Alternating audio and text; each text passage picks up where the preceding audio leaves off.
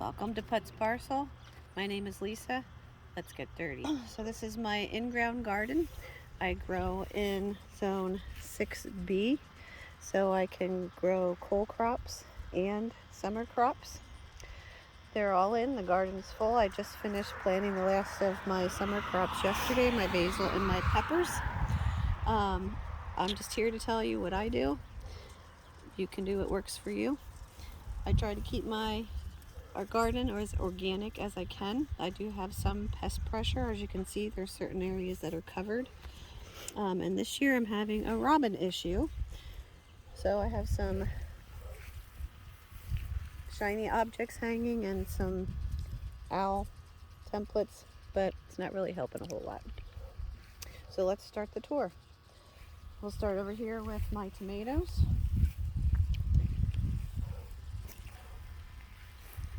I know a lot of people grow on canal panels, but I chose hog panels just for ease of transport. Down this row of tomatoes, I have several slicers, a couple of cherry varieties, and one plum variety. This guy here in the front is my giant crimson from M.I. Gardner. I'm looking forward to eating that guy. Behind the tomatoes, there are some onions sporadically. In between each tomato plant is a basil. Over on the next side, along this hog panel, there will be Minnesota midget cantaloupes growing. In front of that, I have a row of carrots that have not germinated yet. Come on down here.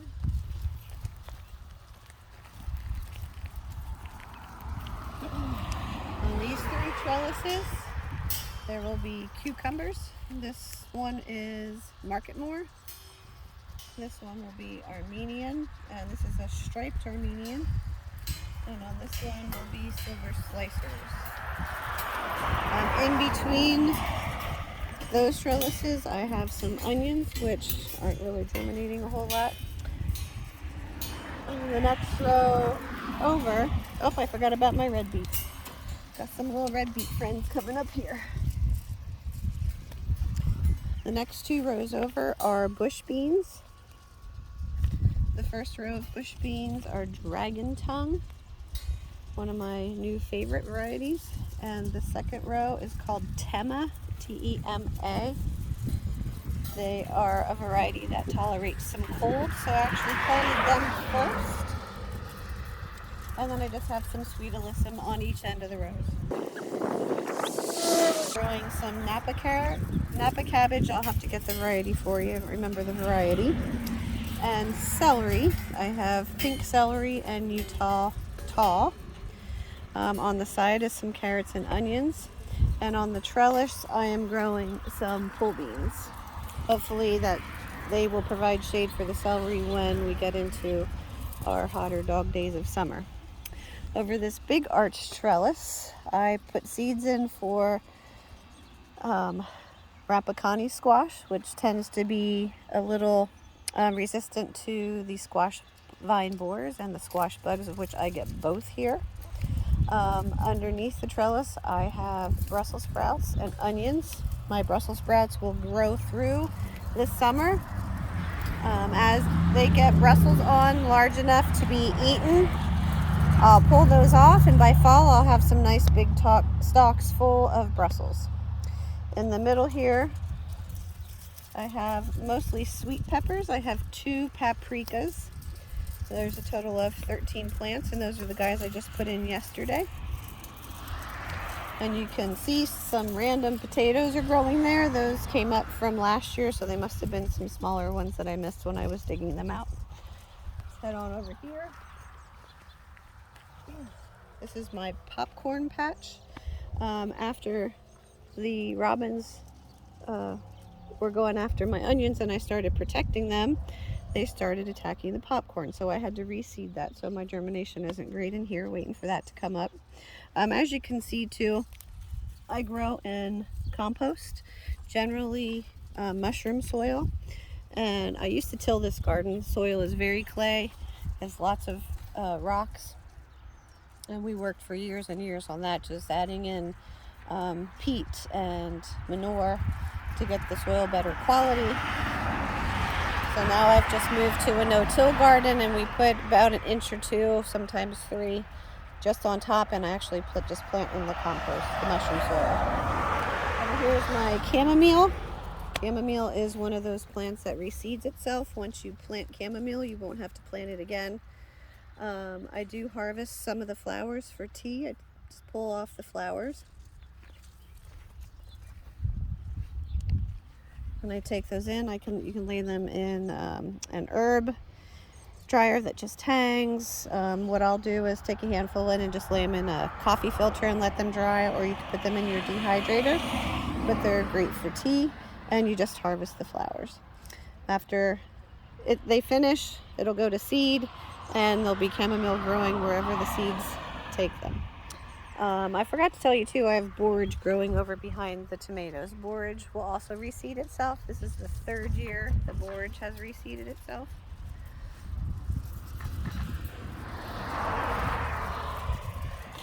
Borage flowers and leaves can be harvested for tea. They kind of taste like cucumber. We're going to go ahead and move over to the next section.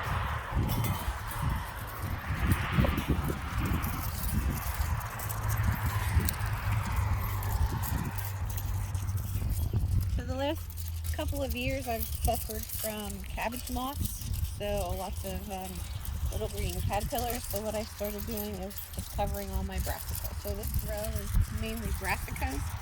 Over the winter, I had actually grown spinach and lettuce in here, and was surprised in spring when I opened it and there was tons of spinach and lettuce.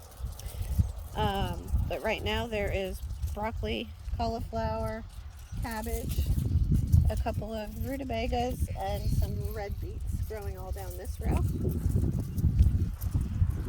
There's some onions right in the front there. I just kind of put my onions wherever I can get them to fit.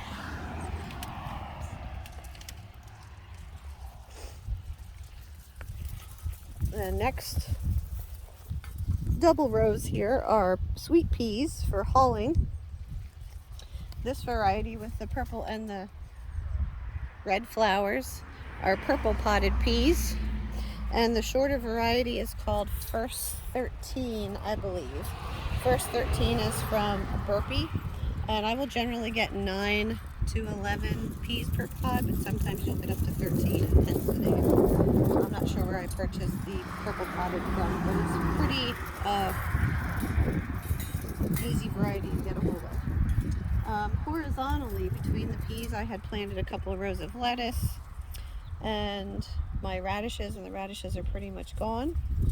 All of this lettuce down here in the front reseeded itself from last year, and it is called Nevada. In between the lettuce is some carrots and red beets. Once I get all the lettuce out, I'll have to see what I need to replant as far as carrots and red beets.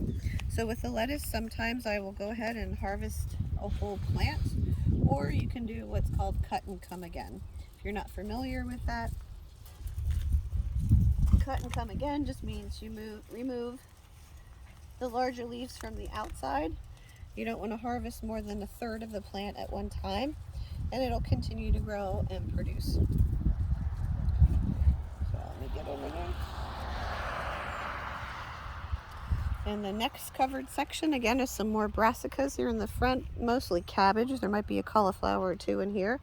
Last year I experimented with growing Tropic Giant cabbage, and that had got to be almost 20 pounds.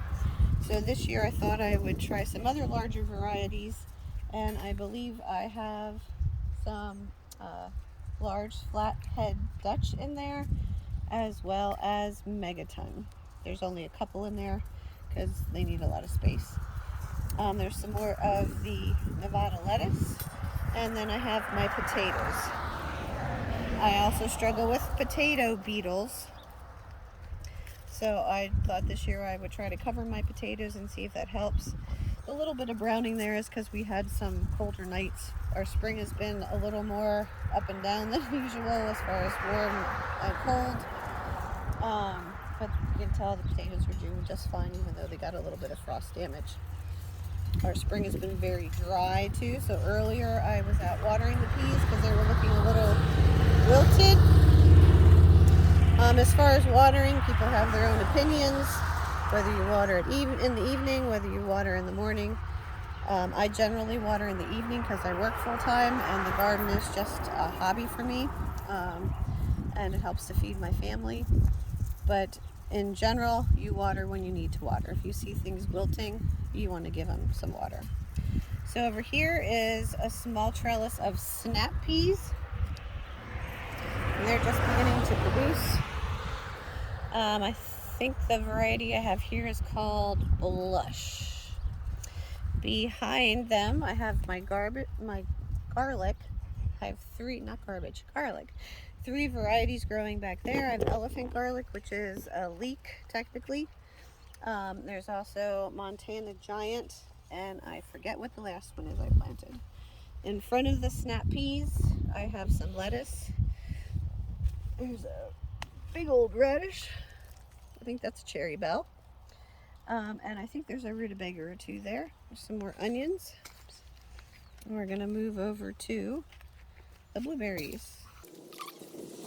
I have about 9 or 10 blueberry plants in here. I'm not sure of the variety. Some of them are bigger, some of them are smaller.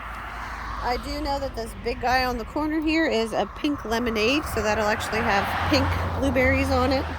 The blueberries have been in here for about 7 years, so they're starting to produce, and you can tell as well I have most of them covered because the birds will eat my blueberries. I ran out of netting, so I have 2 that aren't covered, but that's why I cover them. So I grow food to feed my family, not the birds and the bugs. We're gonna move over to my apple trees. I have 2 columnar apple trees. This one is Golden Centennial. This one is called Queen Fox, and it's a self-fertile, but I got that one because it's supposed to be a good pollinator with my dwarf Honeycrisp. Yes, my Honeycrisp tree is crooked and it needs to be straightened, but it's not going to be right now because this is the first year it has actually bore fruit. So maybe in fall I can straighten that out. Just like any other gardener, I have fails. This was a bayberry, I think, and it died. And I have weeds. The garden does not need to be perfect. Here are strawberries. The strawberries have kind of taken over. I need to get through and thin them out. I do have 1 gooseberry, and this is a sweet cherry bush. I do not remember the variety. And then here is my strawberry alley, and I do cover that again just to try to keep the birds out and the food in our mouths. So that's it for the in-ground garden. The 2 areas with brassicas are actually raised. I just don't have them framed, but they are raised a little bit. I also do plant in containers, and I do have an herb garden, but we'll save that for another time. Thanks for joining me in my garden today. Go get your hands dirty.